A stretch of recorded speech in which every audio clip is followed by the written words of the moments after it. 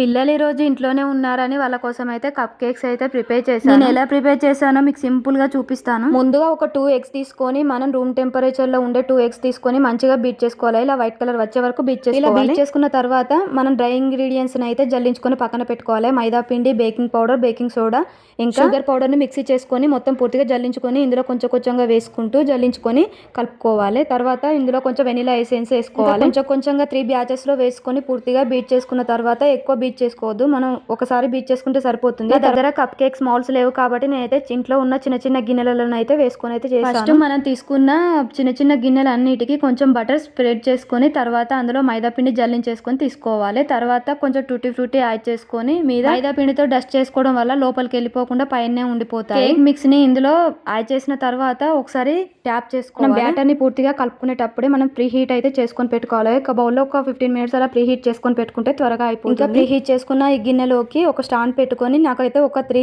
Bowls అయితే ఇందులో పట్టాయి. ఇంకా 3 బౌల్స్ అయితే స్టాండ్ పైన పెట్టేసి ఇంకా మూత పెట్టేసుకున్నాను. నాకు లో టు మీడియం ఫ్లేమ్ లో 20 మినిట్స్ అయితే పట్టి 20 మినిట్స్ తర్వాత ఒకసారి నైఫ్ తో చెక్ చేసుకోవాలి. పిండి అంటుకున్నట్టు అయితే మొత్తం అయిపోయినట్టే ఆ ప్రాసెస్ అని అనుకొని ఇంకా ఆఫ్ చేసుకుంటే సరిపోతుంది. చూడండి ఎంత పర్ఫెక్ట్ గా వచ్చాయో కలర్ చూడండి. ఇంకా ఈ 3 కప్స్ అయిపోగానే మళ్ళీ మిగిలిన 3 కప్స్ అయితే అదే స్టాండ్ పైన పెట్టేశాను. మళ్ళీ ఒక 20 మినిట్స్ అయితే పెట్టేశాను. పూర్తిగా చల్లారిన తర్వాత ఒకసారి నైఫ్ తో ఇలా అనుకొని తీసేసుకుంటే సరిపోతుంది. ఈజీగా వచ్చేసినట్టు. మధ్యలో మర్చిపోయాను, నేనైతే ఒక కప్పు ఆయిల్ లేదంటే బటర్ అయినా యాడ్ చేసుకోవచ్చు. నేను బటర్ కొంచెం ఆయిల్ అయితే యాడ్ చేసుకున్నాను. మధ్యలో నేను చెప్పడం స్కిప్ అయిపోయింది. మళ్ళీ నేను వేసేటప్పుడు కూడా మీకు చూపించలేదు. అందుకే నేనైతే ఇంగ్రీడియంట్స్ అన్ని పూర్తిగా ఎక్స్ప్లెయిన్ చేస్తున్నాను.